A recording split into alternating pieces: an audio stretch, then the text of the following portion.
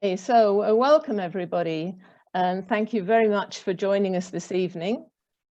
Special thanks to Nicolas Hatton and the 3 Million for hosting this event this evening on their Zoom platform. If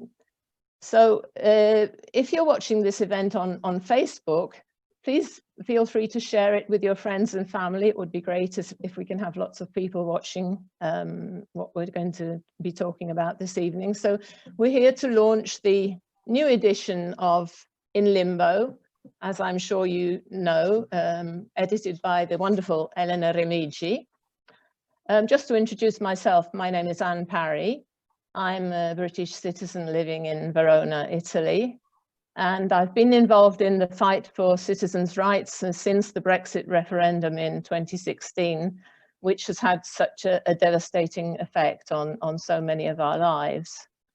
I first met Elena Remigi in London when we were demonstrating, one of the many times, against Brexit.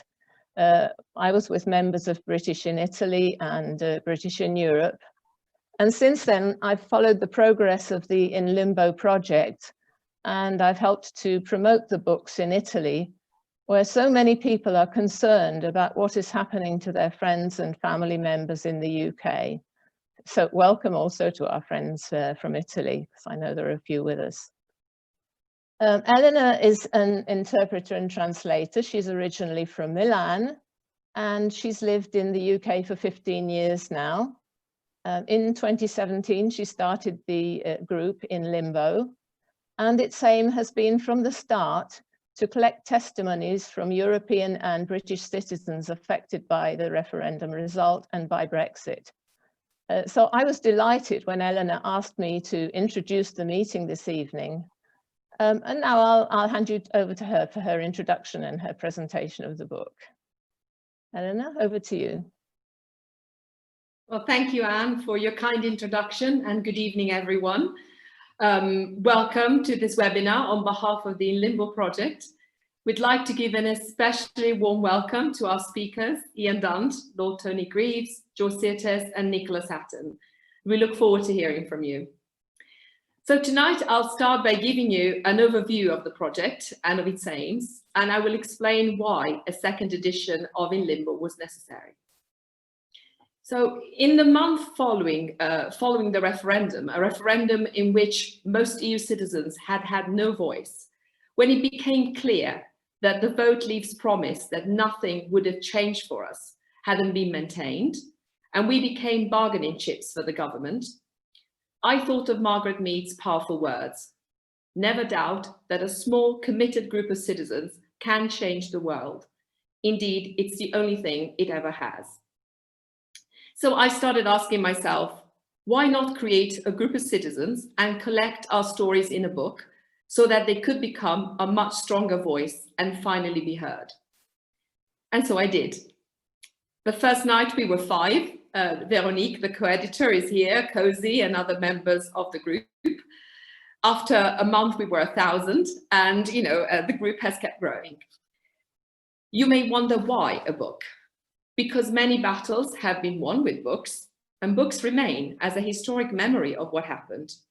As the Romans used to say, verba volant, scripta manent, spoken words fly away, written ones remain.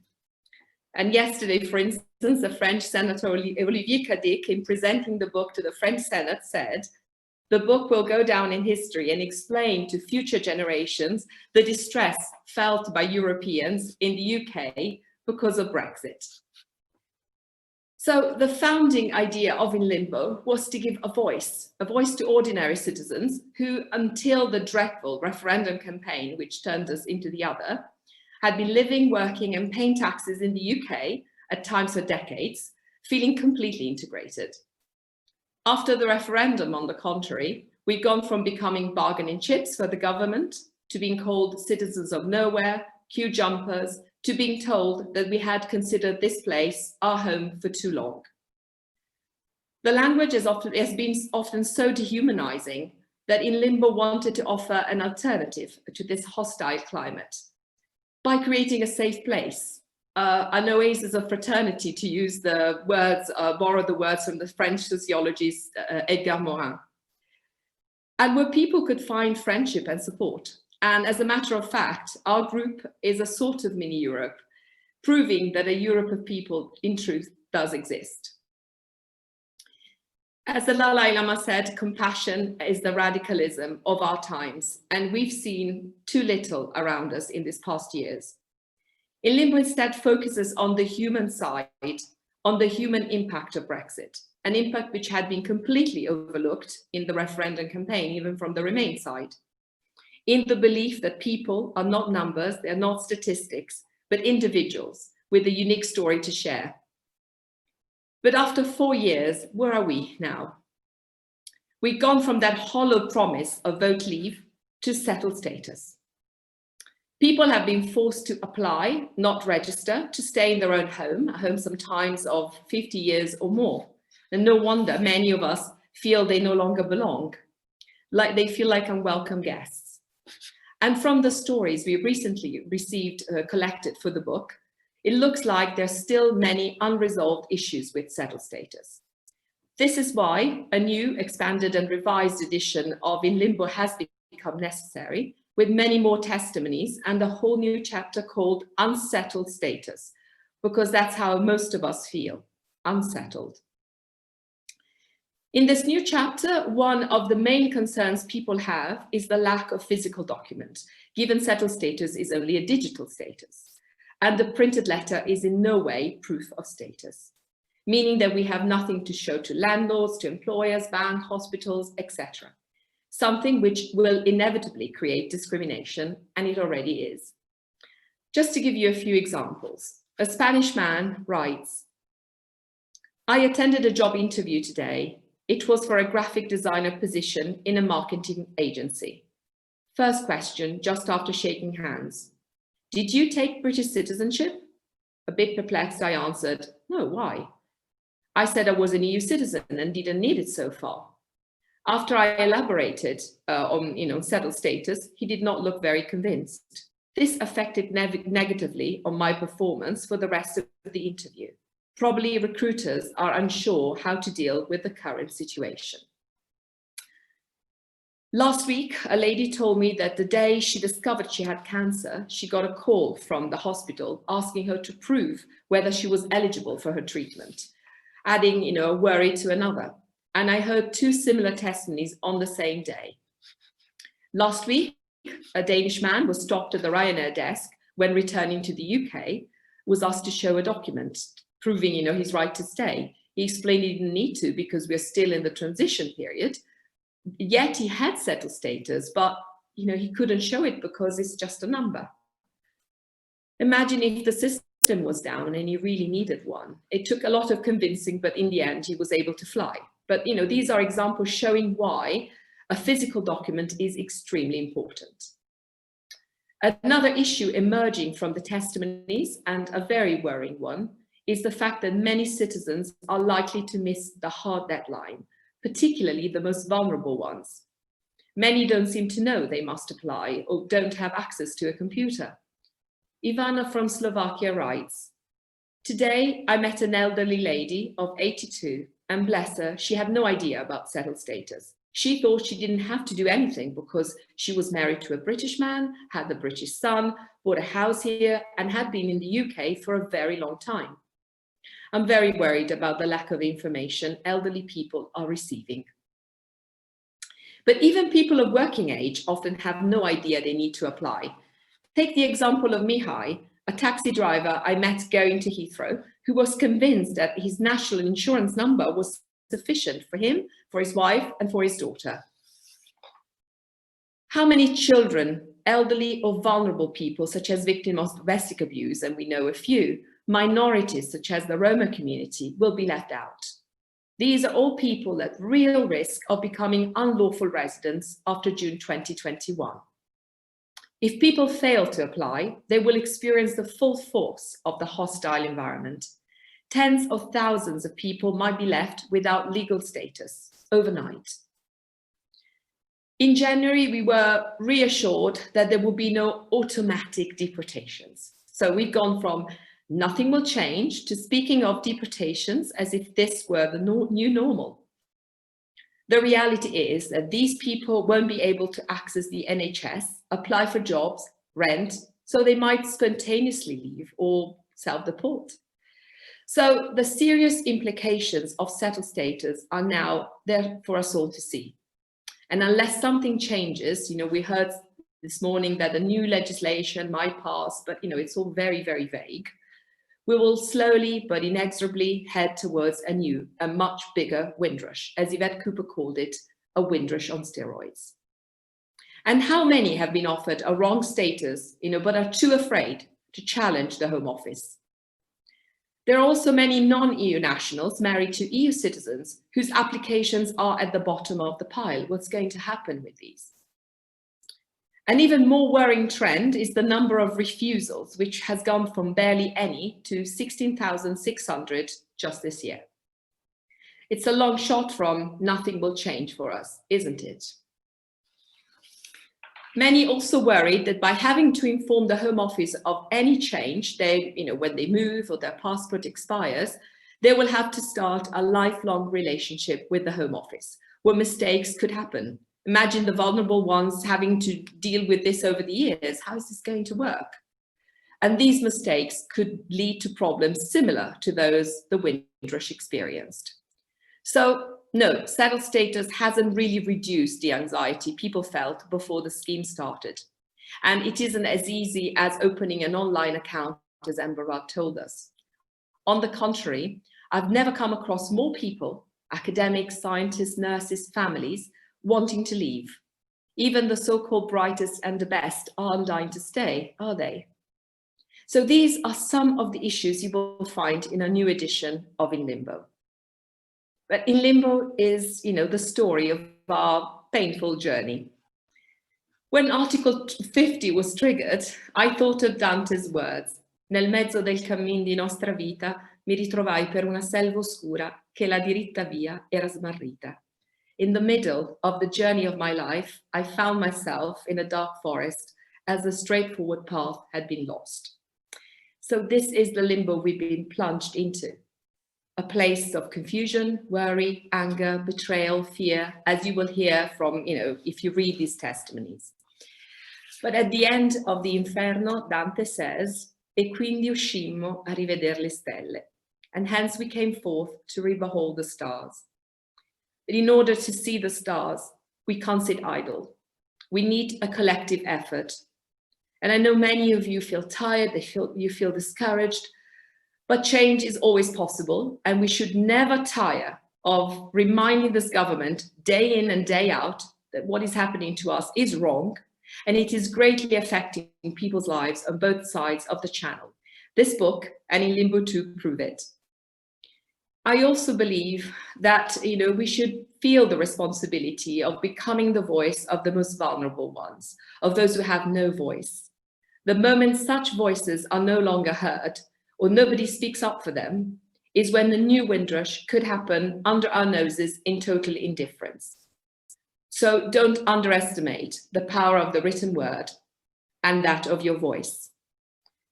So to finish, Mahatma Gandhi used to say, the future depends on what you do today. Be the change you want to see in the world. So let's keep writing. Let's keep sending books to our MPs or those who can make a difference. And above all, let's keep fighting for our rights, which are always a conquest. Thank you very much for listening. And now back to Anne. Thank you, Ellen. And that was very touching, wonderful. And obviously, In Limbo is such an important project that has given a voice to so many people who would otherwise not have been heard. So thank you. So now we'll move to Ian Dunt. Ian, as you know, is a very well-known figure who writes for a variety of newspapers and magazines. He appears regularly on TV and radio. He's the editor of politics.co.uk, as well as a host on the Remainiacs podcast. Anyone who follows Ian on Twitter will remember how he became our point of reference for understanding what was going on as the withdrawal agreement went through the Parliament, and his informative and often irreverent commentary on the day-to-day events were a lifeline for many of us who were struggling to make sense of what was going on in the UK. Ian is the author of 2 books. The first, Brexit, What the Hell Happens Now? We still don't know the answer to that one. But the one I'm reading at the moment, How to Be a Liberal, which is published by Canterbury Press, is the story of the values that underpin Western civilization and how these are being undermined by nationalism and identity politics. I really recommend it to everybody. It's a great read. So, okay, over to you, Ian, then. Thank you very much. No, thank you. Okay, I mean, look, Brexit is about borders. It's been about borders from the very beginning. When we were told take back control, that was essentially a statement about borders on sovereignty. It was to say that we're done sharing sovereignty, that countries are no longer going to work together under our eyes in order to solve problems that they're unable to do on their own. The things that we are seeing now in Kent, the preparations, whether there is a deal or no deal, the lorry parks, the customs declarations, the bureaucratic requirements, the safety and security documentation, the countless IT systems at ports and on ferries and on lorries. That is the site of the reintroduction of borders to a continent that had learned how to eradicate them, that had gained itself the supreme luxury of not having to operate with this kind of endless bureaucracy. But the borders that Brexit entailed also were inflicted on people.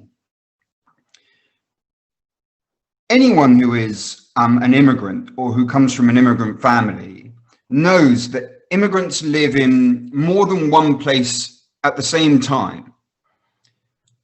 Very, very rarely you find an immigrant who so embraces the country that they've moved to that they completely forget about the one that they came from.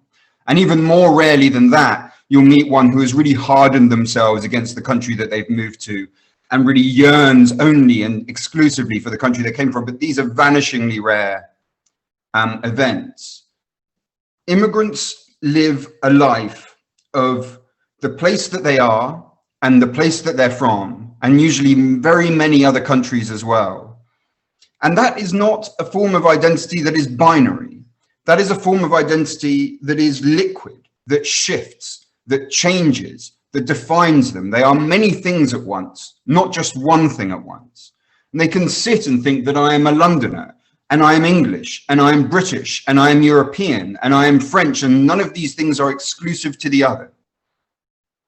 When Brexit happened, a border came down on people who live their lives in that way and who think in that way.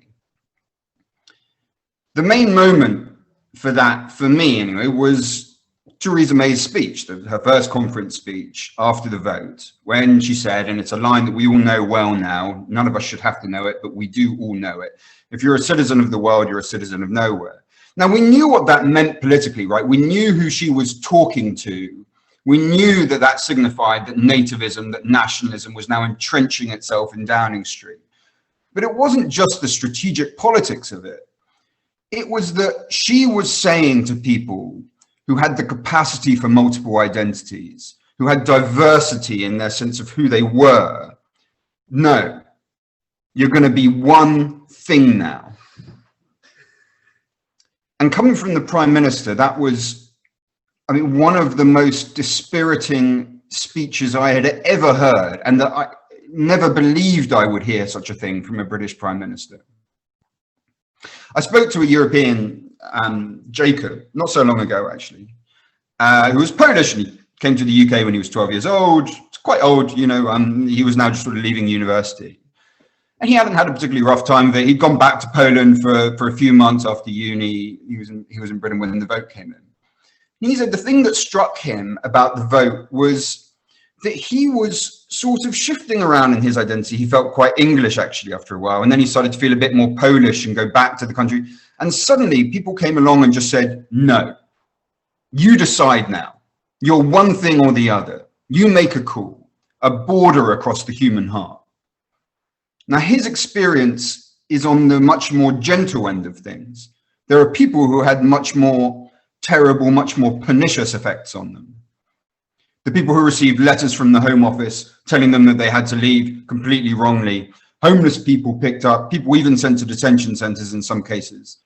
But more broadly than that, there was this sense of Europeans being the other, of being a problem to be solved at best, of being bargaining chips.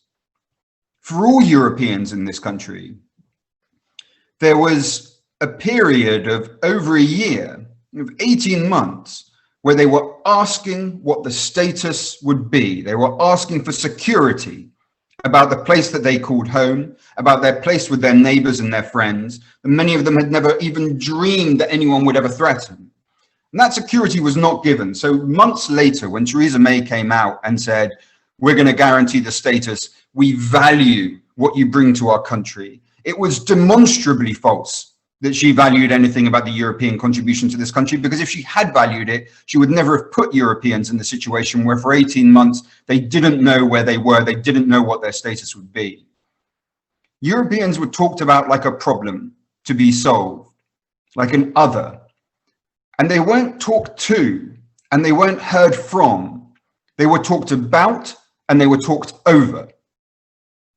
So the reason that I felt flattered when In Limbo came and asked if I would do a foreword, and it was my privilege to write it, was because it's a document that will show you the lives of Europeans living in this country and what they went through, the humanity that was involved in a bunch of newspaper headlines that spoke over them and talked about them and treated them as a problem, and the connections that they made with each other and the support that they showed with each other.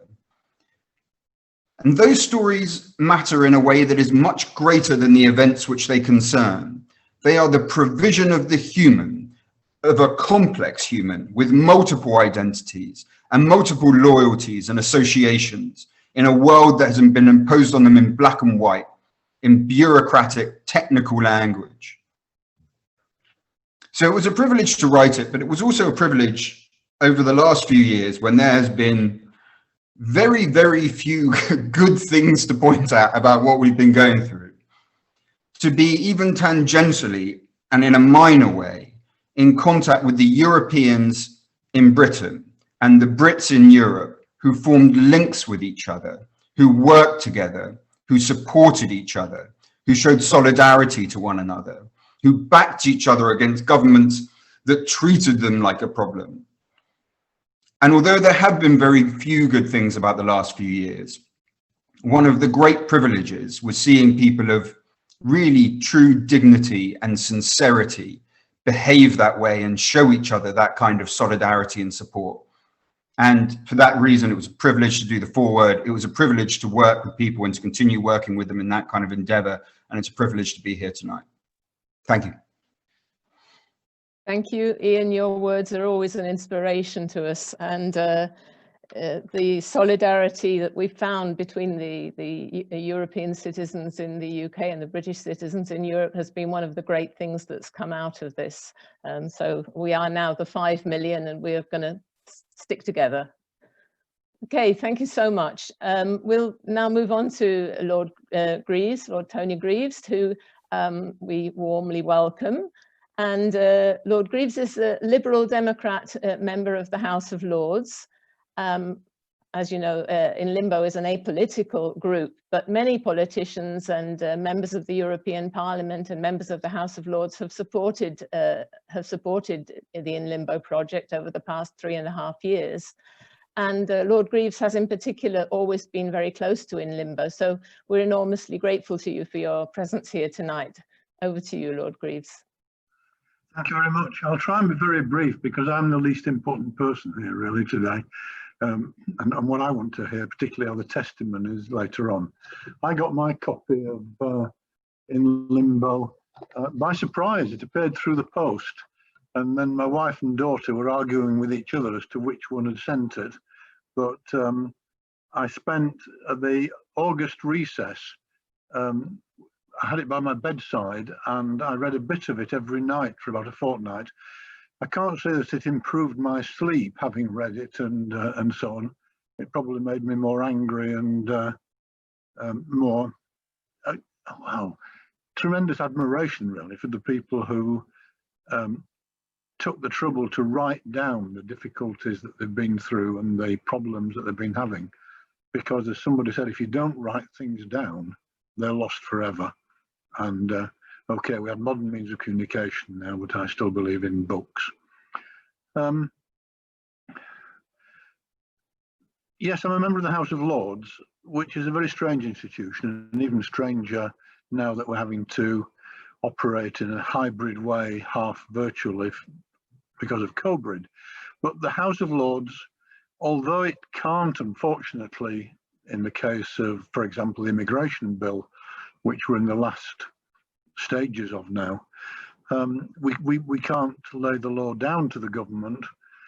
The House of Commons will have its way in the end. Nevertheless, what we can do is to take apart legislation, make sure that it's dealt with line by line, almost word by word, and that the arguments are placed on record and the government have to explain why it is that they're not accepting them. We can do this to a degree. We passed 7 amendments on the immigration bill with support across the House. It's, I think, going to be discussed by the Commons on Monday, and this strange process called ping pong, where bills go backwards and forwards between the two houses, will take place until an agreed text emerges at the end. And I think we're going to get it on Wednesday. So, and it's a difficult situation at the moment because we have a new government, and new governments are always more aggressive about what they can get through. They think they know everything.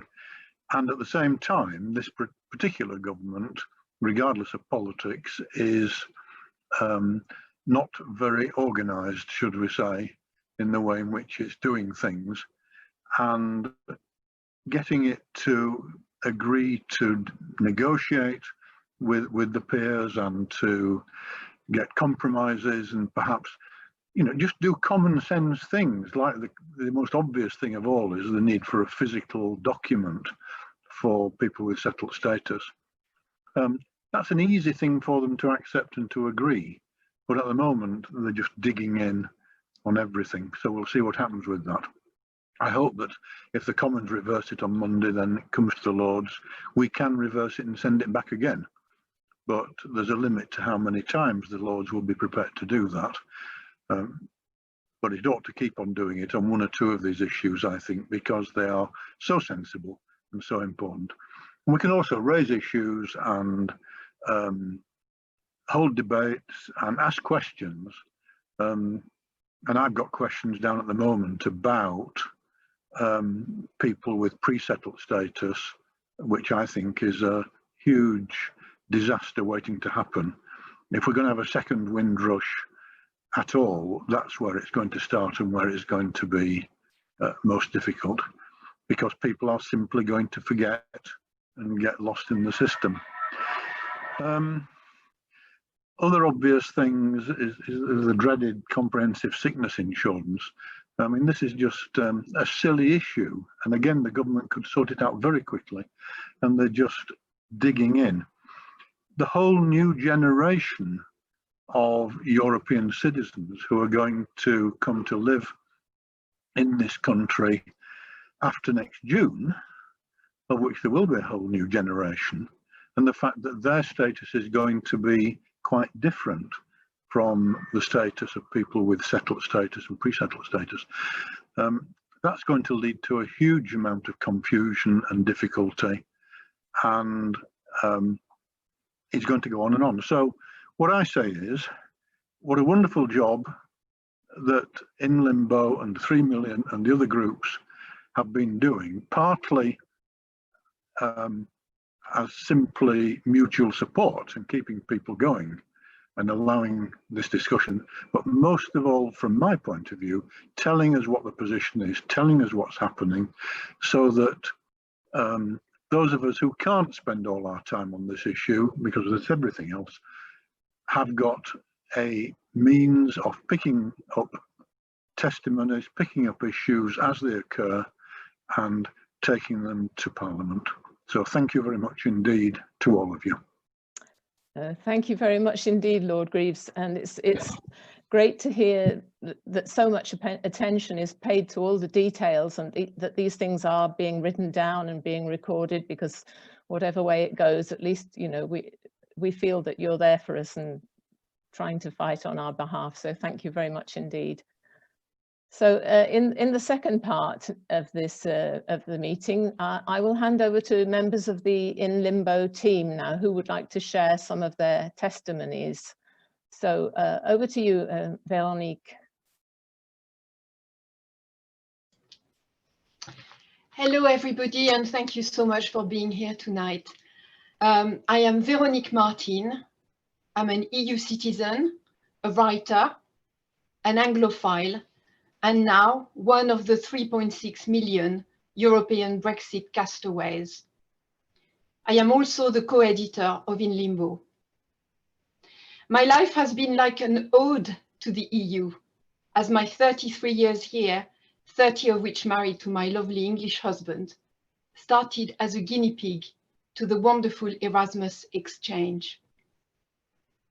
When in the spring of 2017, Elena and I worked night and day on the first edition of In Limbo, the profound sadness and dismay expressed in the testimonies, as well as their anger and fear, were still mixed with shock, but also with a feeling of hope. We were going to fight this. Unfortunately, this third edition finds us in a much darker frame of mind. The initial dismay has died down, replaced by an expectation of worse things to come. Our sadness has intensified, as have our fears. Our sense of loss has become entrenched grief, as losing our home has meant losing our sense of who we are too. Our anger has given way, for those who can, to the difficult decision of leaving the UK, our home. It's even been given a name, Brexodus.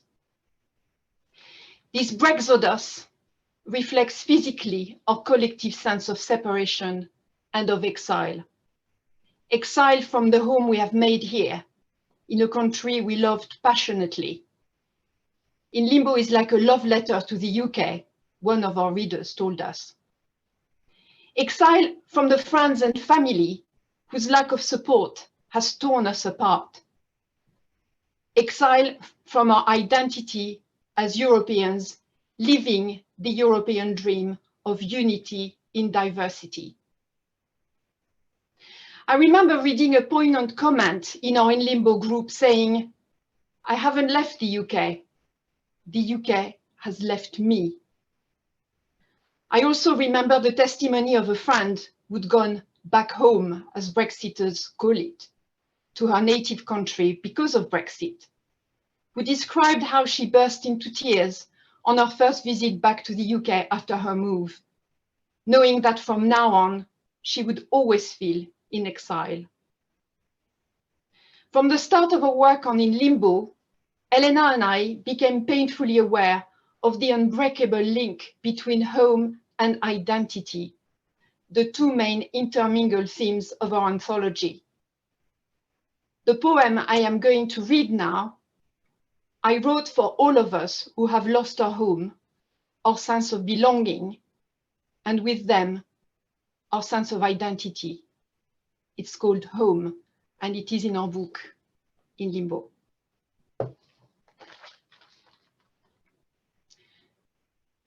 Home is not where I was born.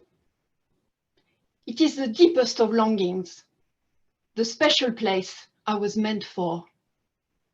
My long lost and my newly found, my beloved under my skin, my hearth, my haven and my own.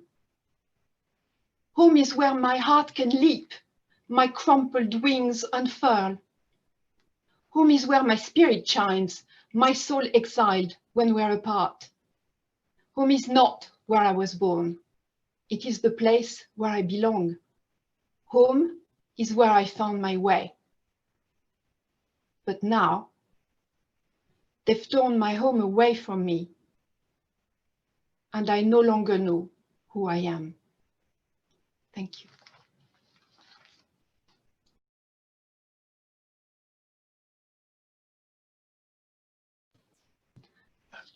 Good evening. My name is Ellie Wright. I'm 78 and from the Netherlands.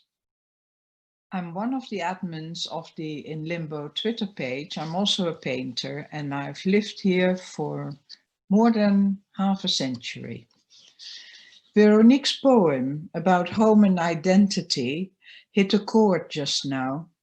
I had a similar deep and unreal sense of loss, of unbelonging, of suddenly being considered the other when I heard the result of that fateful referendum. I have lived, loved, worked, studied in Britain for 53 years. This made applying for permanent registration very complicated, but with the help of a good lawyer, I got the blue card with photograph saying I was here legally and I could stay indefinitely. However, in 2019, I had to convert my permanent residency into settled status. The Home Office email said I had indefinite leave to remain. This, unfortunately, was issued in my maiden name, a name I had never used in the UK, and where for more than half a century I'd been known by my married name only. I phoned and wrote to the Home Office several times, asking them to change the details, but in the end they wrote an email to say that the name change was absolutely impossible. Despite this, when a while later I wanted to make a printed copy of my digital-only status, I noticed my name had been changed into my married name. However, the Home Office had also replaced my photo with one that was much earlier. Several weeks later, when going online to check my status again, I noticed to my great surprise that my photo had been changed back to the one I had originally provided with my settled status application. So I discovered 3 changes I had been totally unaware of. There had been no email or letter from the Home Office to inform me following any of these changes. I now have 3 different printouts of settled status, although none of them have any legal value. That was the moment when renewed anxiety set in, and I now regularly check my settled status, my digital settled status. My confidence in settled status without a physical document to prove it has been lost. My trust in the Home Office is shattered. And as a last resort, and as I've lived in the UK such a long time, I've now decided to apply via the Windrush route, which would provide a physical evidence of my independent leave to remain, and which, under certain circumstances, is available to EU citizens. I wonder, though, when changes of details of one's status can be made at will without informing the person concerned, how long before someone's details disappear altogether? Thank you. Hello everybody, my name's Miles, I'm Veronique's husband. Ellie has explained very well why we need a physical backup of settled status. Here's another testimony by Alex from Latvia showing why. I have applied for settled status for my mother, who is 71 and visually impaired. I just wonder, when it comes to a situation when she needs to prove her settled status to anyone, how will she do it? Settled status provides no option for a hard document, only an online option. My mother uses no internet and her phone only provides calls using voice commands. I think it is a nonsense situation for many disabled people. They should provide a hard document, at least for the most vulnerable ones. Hello, my name is Marlies Hazelton. I'm also Dutch, like Ellie, and I've lived in the UK for 30 years. And as these testimonies clearly show, we need a physical backup. But there is an emotional side we can't overlook. As I wrote in my testimony in the book, I grew roots firmly in British soil since 1990. Since the referendum result, those roots have been knocked loose, and I no longer feel secure in the UK. I am unsettled despite having acquired settled status. I'm in an unsettled status. A German citizen describes the same feeling. She writes, "Last night, my anxiety hit a new high after reading that we will have to send our passport to the Home Office every time it gets renewed. I applied and was granted settled status during the phase 2 testing period. My employer offered to lend me an Android device, which I wouldn't otherwise have had access to. My current passport expires in April this year, and I had no idea about this requirement to send our passport to the Home Office for life. What if my passport gets lost? Surely the Home Office will be rather busy in April. Or what if it takes several months to get it back? There is no estimate on how long it might take. I was hoping to see my family this summer, but now I will be in limbo again and unable to make any plans. This truly is an unsettled status." Thank you, Marlies.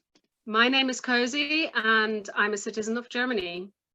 I've been involved with the Limbo project since its inception, and my life has been completely turned upside down by Brexit.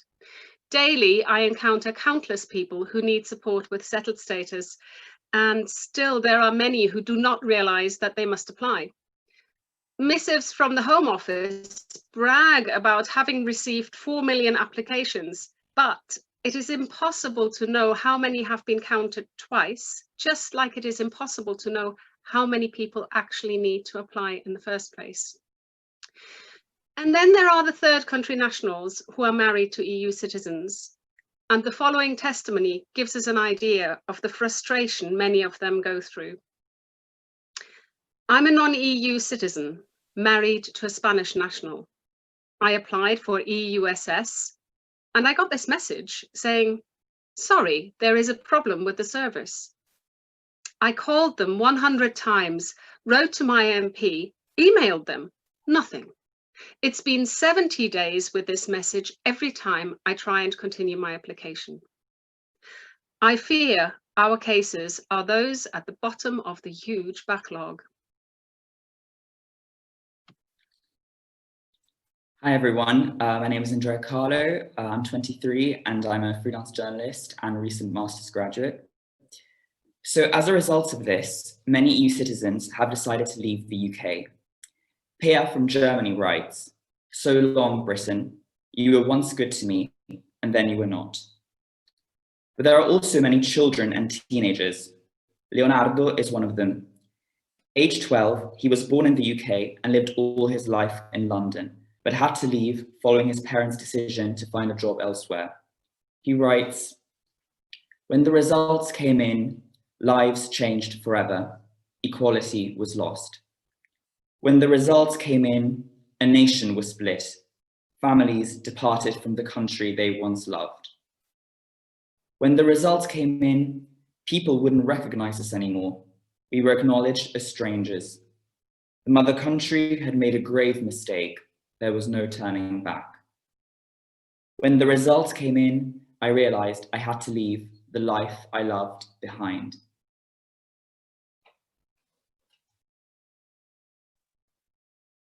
Thank you very much, everybody, for your moving stories.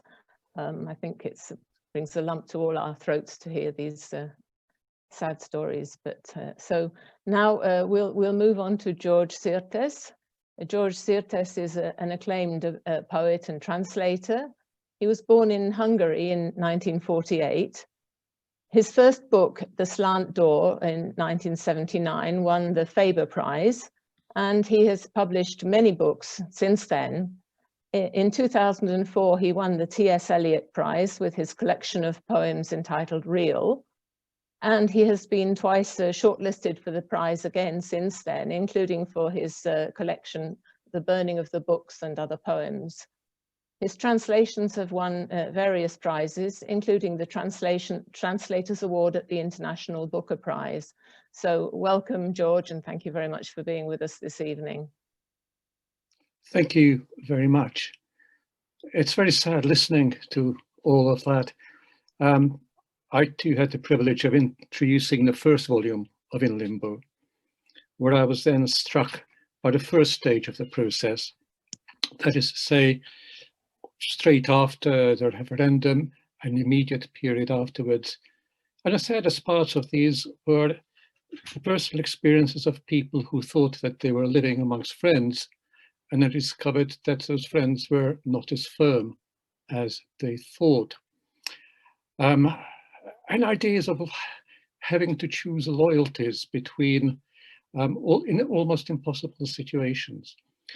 Now, my situation is different, so what I want to really think about is what has happened here in order to make this situation come about, and now in this new horrible and cruel bureaucratic stage. So I'm not currently in your position. I was a refugee from Hungary in 1956, and I've been a UK citizen since 1964.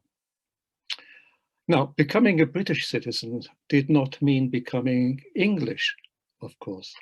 Now, I've long recognized the fact that it's easier to be officially British than to be unofficially English, even while working for, since mid-70s, as an English language writer.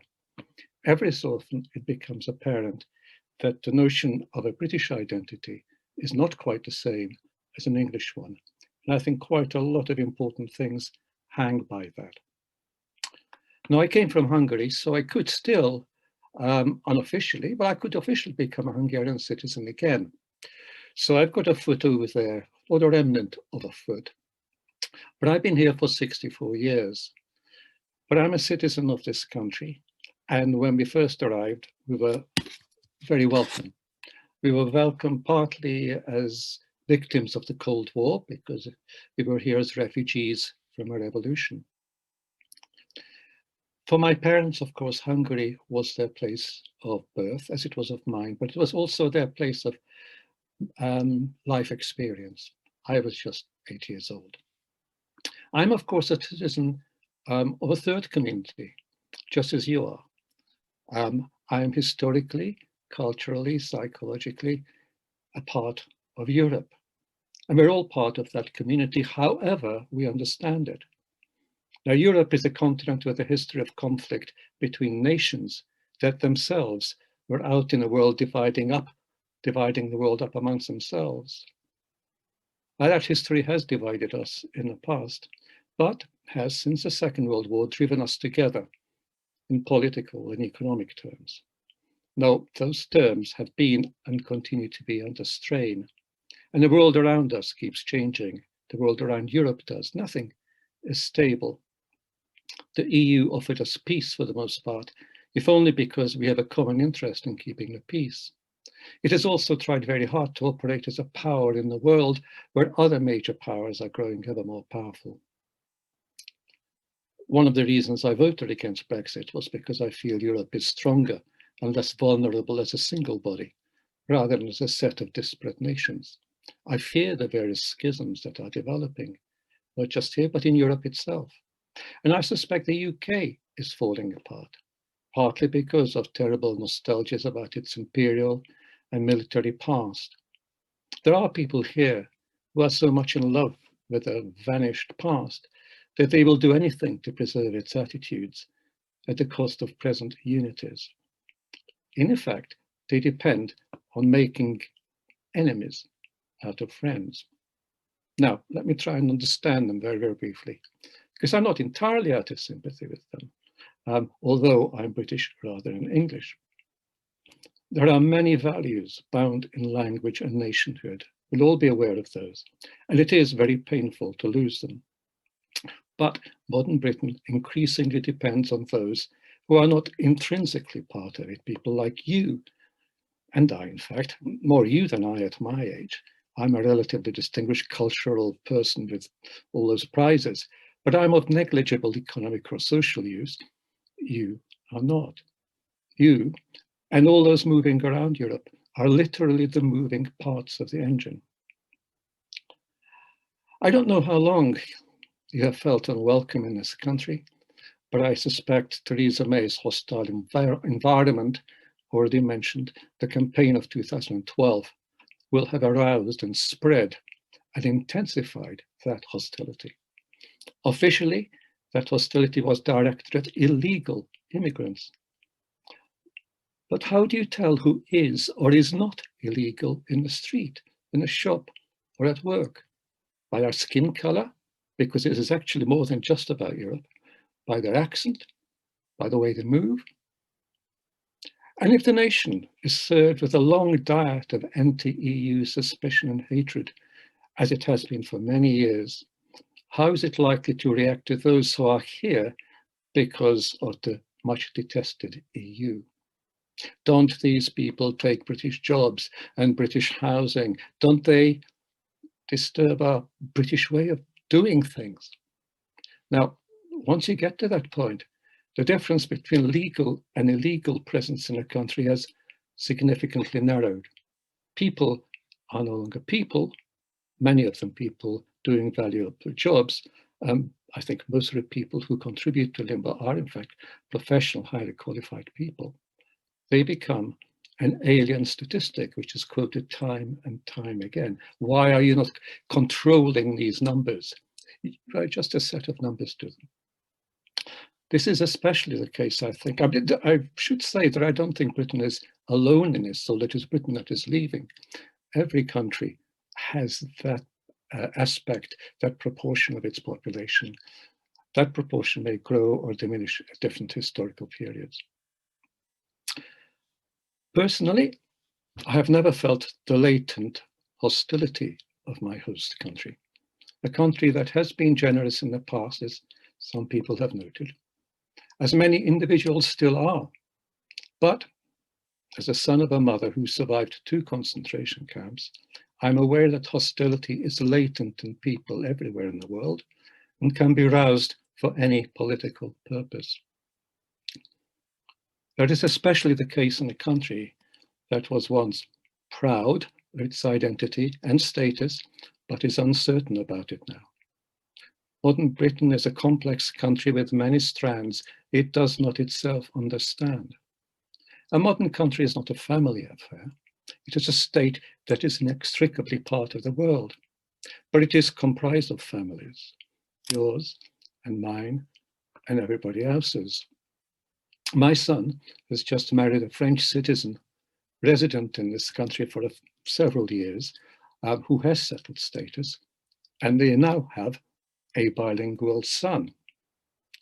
What is to be their fate? What is to be ours? I should add that my brother's first marriage was to half Caribbean, half Italian. His second was to somebody Polish, and so on and so on. We are all mixed up in each other, mostly in a very congenial sort of way. Brexit was, has been, and remains a short-sighted mess. And I think almost all the testimonies today have been about that mess. The country is on edge, and its nervousness, I think, has made it cruel. I think some of this mess is distinctly cruel, and the cruelty has been brought home to you. It's been cruel, particularly to you. It has a government whose fortunes have depended entirely on pushing Brexit as a kind of nationalist rallying cry, and whose leader does not mind reneging on freshly written contracts. I have not said anything about those people whose families originally came from outside Europe, whose problems are various and a direct product of British imperial history. Their positions are part of the same complex problem as yours and mine. This occasion is not about them. Hungary, the country of my birth, is in an even worse condition. It is, for me, a source of despair. That does not help. Very little does at the moment, COVID least of all. I just want to end by saying Europe is an idea based on centuries of experience. Europe too is in trouble, and now is the time to hold together. Enormous thanks to Elena and Veronique, who have done heroic things in bringing this project together. My very best warm wishes and hopes to you, all of you. Thank you very much, George. I think your speech touched many chords with all of us, so we really appreciate it. Thank you so much. We'll move on now to Nicolas Hatton. Nicolas is the CEO of the EU Citizens Group, the 3 Million, and he's a leading campaigner on citizens' rights issues.